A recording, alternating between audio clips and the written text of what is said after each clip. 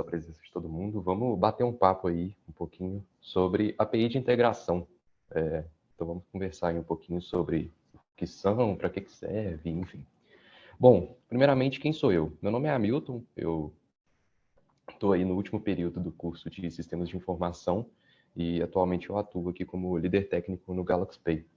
Estou aqui já há 3 anos e nesses 3 anos eu já mexi bastante com APIs, tanto as nossas APIs quanto APIs externas. Então eu tenho uma bagagem bem grande aí para compartilhar com vocês. Eu sou um pouco prolixo e acaba que eu vou empolgando quando eu começo a falar, então se vocês tiverem alguma dúvida pode me interromper, tá? Qualquer coisa que eu falar aqui, se vocês não entenderem, pode me interromper, não tem problema nenhum. O intuito dessa apresentação, na verdade, é trazer para a galera mais leiga, que não tem tanto conhecimento na área de tecnologia, sobre o mundo das APIs, sobre o que são APIs, para que servem, enfim. Então, para quem é da área mais técnica aí, quem é programador e está acompanhando, pode ser que o conteúdo seja um pouco chovendo molhado. Mas a ideia é ser um pouco mais mastigado mesmo, para o pessoal entender. Então, qualquer dúvida, ele pode abrir o microfone, pode me interromper, não tem problema nenhum. Bom, vamos lá. O que é uma API? Então, uma API é uma sigla, na verdade, significa Application Programming Interface, ou interface de programação de aplicações em português, beleza? Traduzi aqui, mas não adiantou nada, né? Continuaram sem entender o que é. Eu vou explicar. Particularmente, a primeira dúvida que eu tive quando eu comecei a estudar APIs, comecei a entender o que eram, era por que interface? Porque eu, como programador, a primeira coisa que eu penso quando se fala em interface é numa telinha. E quando a gente pensa em API, a gente não pensa numa tela, né? Você não consegue imaginar uma tela para essa API. Tipo, se eu falar um google.com, você consegue imaginar lá a tela do Google, para você digitar pesquisa e tudo mais. Mas quando eu falo API, interface, a gente não consegue imaginar isso na nossa cabeça. A interface, gente, nesse contexto aqui, ela vai ser um contrato, beleza? Então, é uma série de regras a serem seguidas. Então, se a gente voltar na sigla lá anteriormente, a API ela vai ser o quê? Um conjunto de regras a serem seguidas para que dois sistemas consigam se comunicar. Então, basicamente, gente, a API é uma forma com que dois sistemas encontraram de conversar entre si. Então, conseguiram acompanhar? Consegui ser claro nesse ponto? Sim. Tranquilo? Não. Bacana, então. Tá. Eu acho mais simples de entender mostrando exemplos, tá? Porque, beleza, dois sistemas conseguem se comunicar, mas como que eles se comunicam? Vou dar alguns exemplos. Tudo no mundo praticamente são APIs. Então, praticamente qualquer sistema que você imaginar aí na sua vida, aplicativo, site, enfim, qualquer coisa, vai usar alguma API em algum momento. A gente mesmo usa API todos os dias aqui e não está nem sabendo o que está usando. Então, vou dar alguns exemplos aqui. O mais prático, o mais simples de entender, eu acho, de assimilar o conceito, é sobre o cálculo de frete.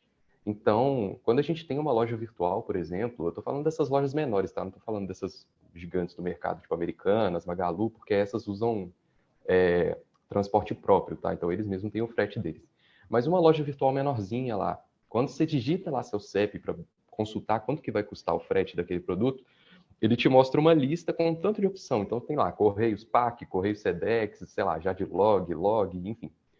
Cada item daquele ali, basicamente, é uma chamada na API de cada uma dessas transportadoras, enviando o CEP e perguntando, quanto que você vai me cobrar para entregar nesse CEP aqui? Aí ela vai te retornar, eu vou cobrar, sei lá, R$10 e demorar 2 dias úteis para entrega. E assim vai. Então, basicamente, cada um dessas transportadoras tem uma API aberta lá, e aí a loja virtual envia as informações para essa API e recebe, novamente, os dados que ele precisa, que é o quanto vai custar e o prazo que ela vai levar para entregar. Ainda nesse contexto de loja virtual, muitas vezes também o pagamento ele é feito via API.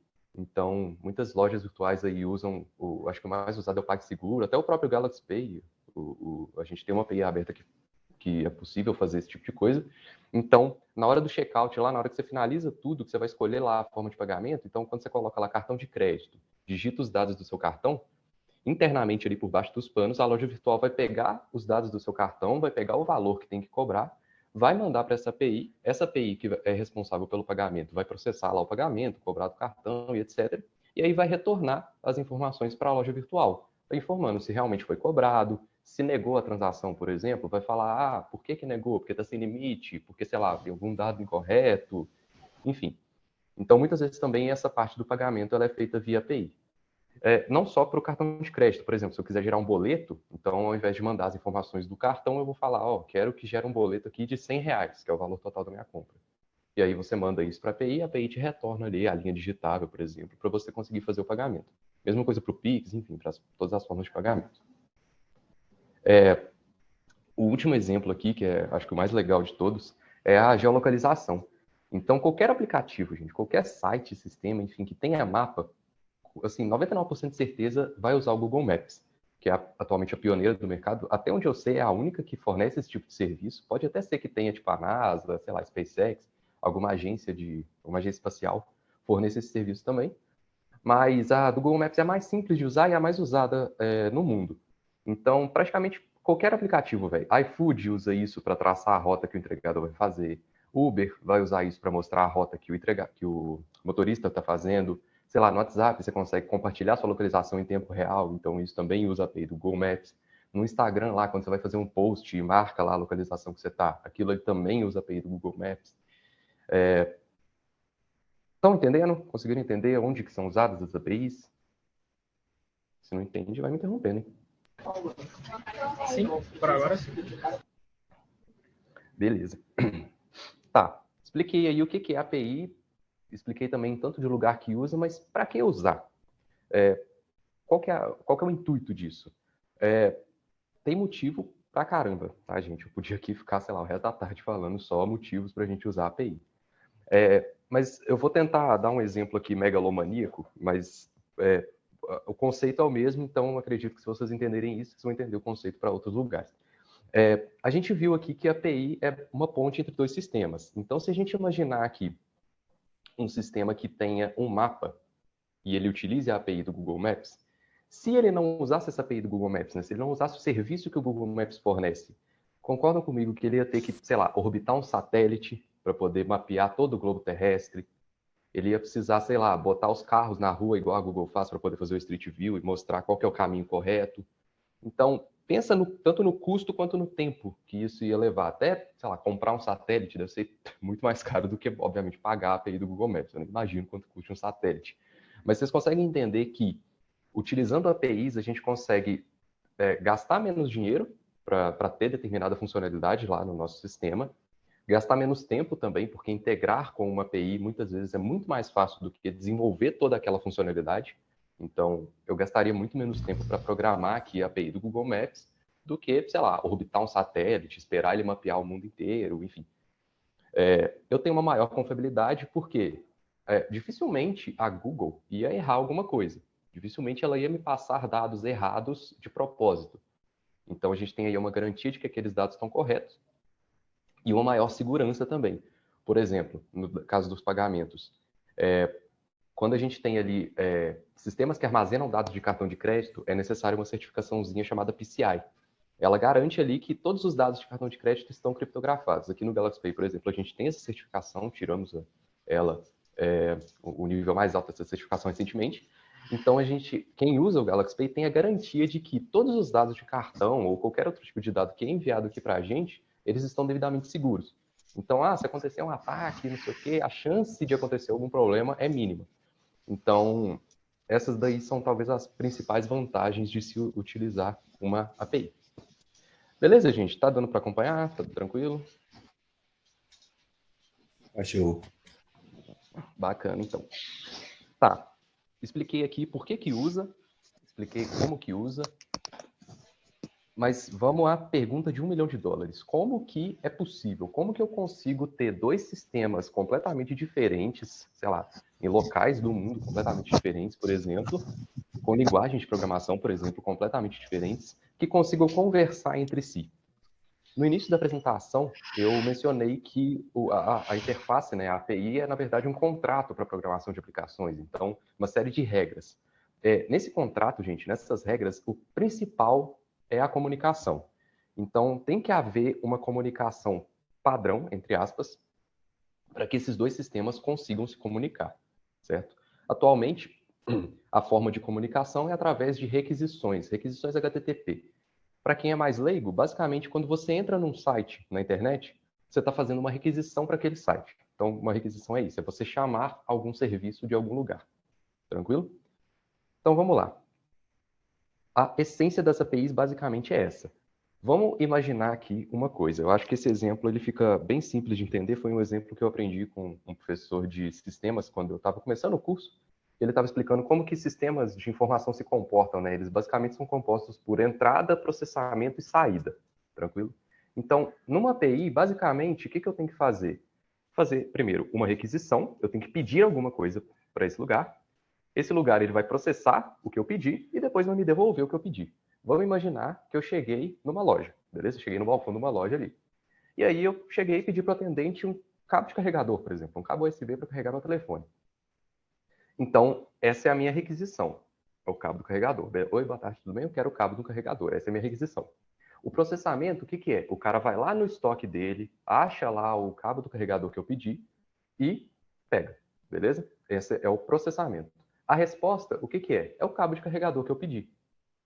Tranquilo? Então, é literalmente isso. Trocando em miúdos aqui, uma API é basicamente eu chegar num lugar, nesse caso um serviço, eu vou pedir alguma coisa para esse serviço, vou aguardar que ele faça o processamento e vou pegar o que ele me devolveu.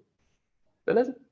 Eu vou agora entrar um pouco em detalhe aqui na questão da requisição e na resposta, só para a gente conseguir entender um pouco melhor como que isso funciona, porque eu disse que tem uma padronização, né? Afinal de contas, a gente precisa que os dois sistemas ali, em algum momento, conversem e falem a mesma língua para que tudo funcione corretamente.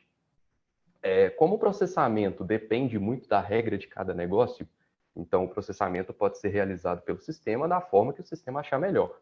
Mas tanto a requisição quanto a resposta tem que ter algum padrão para que outras pessoas consigam utilizar.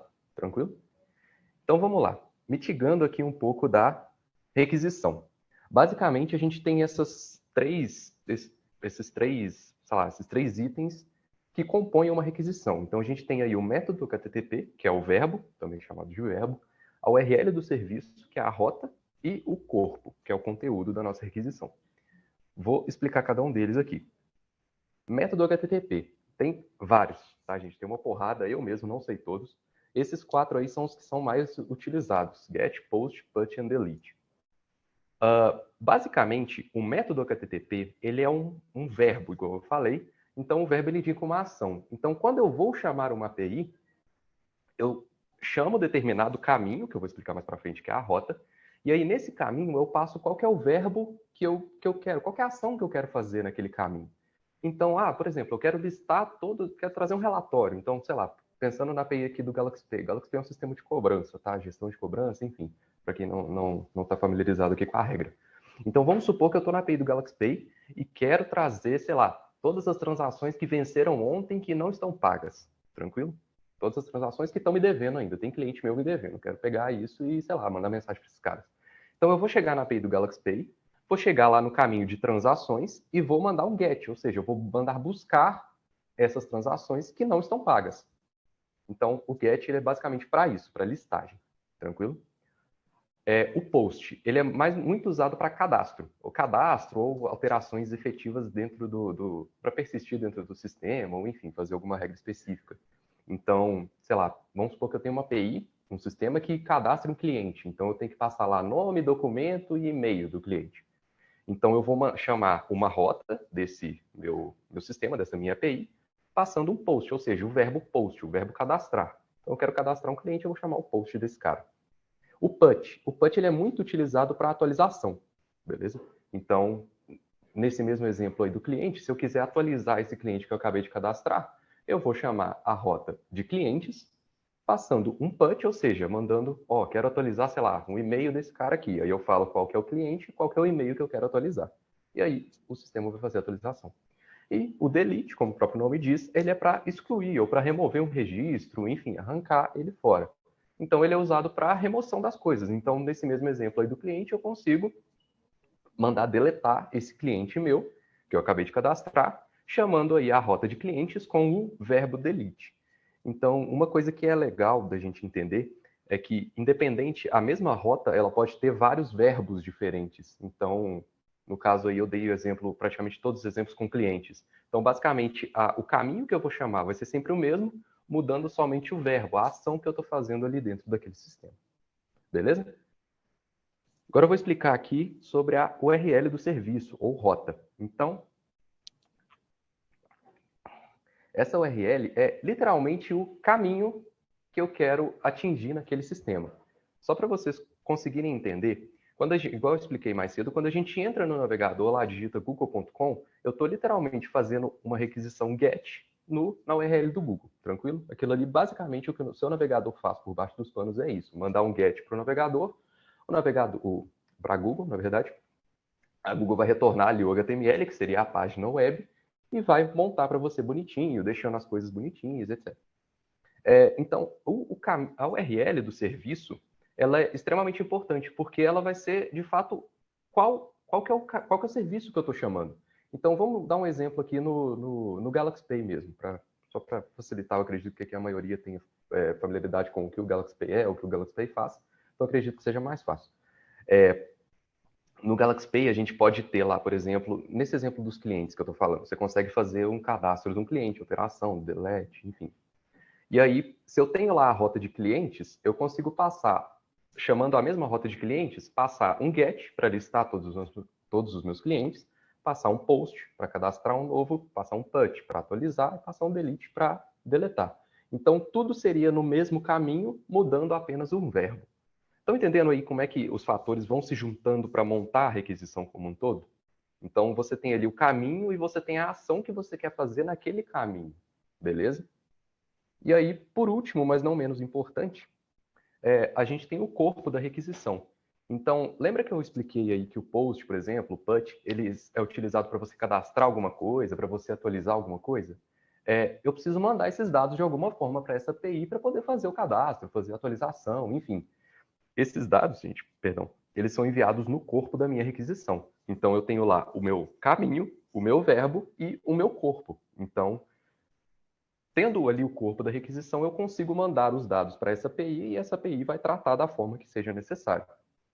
Tranquilo? Obviamente, tem muito mais coisa para falar, tem os cabeçalhos também, enfim, tem um tanto de coisas sobre a requisição em si, mas o cruzão, o basicão ali, o feijão com arroz, é isso, sobre requisição. Tranquilo? Estão conseguindo entender? Estão acompanhando? Tá tranquilo. Beleza. Então, eu expliquei a requisição, né, que é o que a gente manda para a API. Agora, vou falar da resposta, que é o que a API responde para a gente. Então, a gente está ali naquele passo 3, voltando aqui na nossa historinha. Ó. Então, tem aqui a requisição, beleza? O processamento é o sistema que faz, é a API que vai fazer, então independe da regra, não entra aqui na nossa discussão. E aí a gente tem a resposta, beleza? Que é o que, depois do processamento dessa API, ela vai responder alguma coisa para a gente, beleza? Na resposta, a gente tem basicamente duas coisas importantes aí, que é o código da resposta e o corpo da resposta. Vou detalhar aqui cada um deles. O código da resposta, gente, ele indica o resultado. Então, a primeira coisa que você precisa saber quando você está chamando algum serviço externo, lembrando que APIs, grande parte das vezes, são serviços externos, tá? Pode existir APIs internas que o mesmo sistema utiliza a API dele mesmo, enfim, não vou entrar nesse mérito. Mas quando você está usando uma API externa, você precisa saber se aquilo que você mandou foi processado corretamente, não foi processado corretamente. Se não foi, por que não foi? O que indica sucesso ou não é geralmente o código, tá?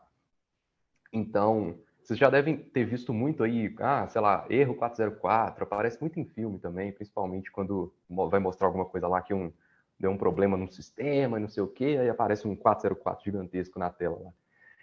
Esses códigos, eles são tabelados, tá? Existe uma tabelinha lá, universal, que é relacionada a esses códigos, e aí você tem lá, por exemplo, o código 200, ele indica sucesso. Então, uma vez chamada uma API, se ela me retornar código 200, quer dizer que deu tudo certo na minha requisição. O 404, que é o que a gente mais vê, é serviço não encontrado. Então, em sites, por exemplo, se a gente entrar lá no google.com/, sei lá, dar um socão no teclado, /João, por exemplo, não vai existir a URL /João. Então, ele vai te retornar um 404. É quando você tenta acessar um serviço naquela API que ele não existe.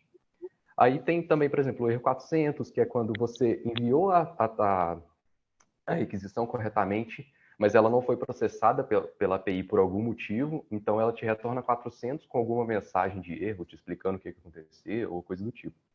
Tem o erro 500 também, que ele é bem famoso até, que ele é geralmente relacionado a erro de servidor. Então, se você chamou uma API que está indisponível, sei lá, o sistema caiu lá, então a API pode te retornar esse erro 500. Beleza? O corpo da resposta, ele é onde a API consegue te retornar os dados que você ou pediu, que você cadastrou, atualizou, enfim.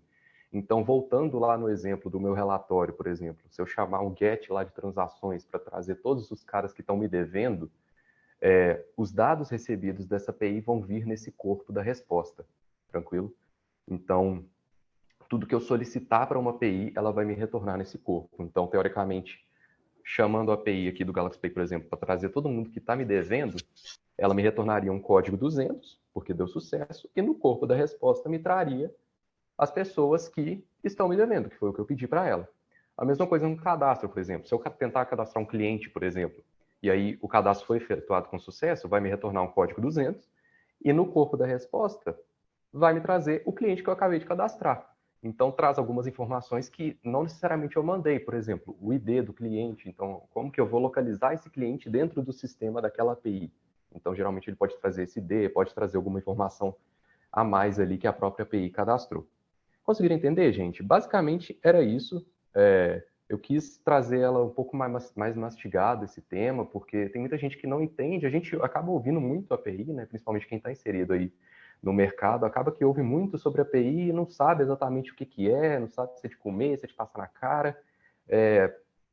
Então, eu acho importante trazer um pouco mais explicadinho. Não foi tão técnica essa apresentação, mas eu espero aí que todo mundo tenha conseguido entender. E, claro, tem muito mais coisa para falar, porque aqui ficar a tarde inteira falando isso, principalmente da parte técnica, né? Eu tinha até pensado em mostrar algumas coisas também, mas eu acho que ia ficar chato demais. Essas daí são minhas redes sociais, meu LinkedIn, meu e-mail. Se alguém tiver alguma dúvida, se alguém quiser entrar em contato comigo, eu tenho muito material bacana, até que eu usei de base para montar essa apresentação. Se alguém precisar aí de alguma coisa, pode entrar em contato, beleza? Vocês conseguiram entender? Tá tudo certinho aí?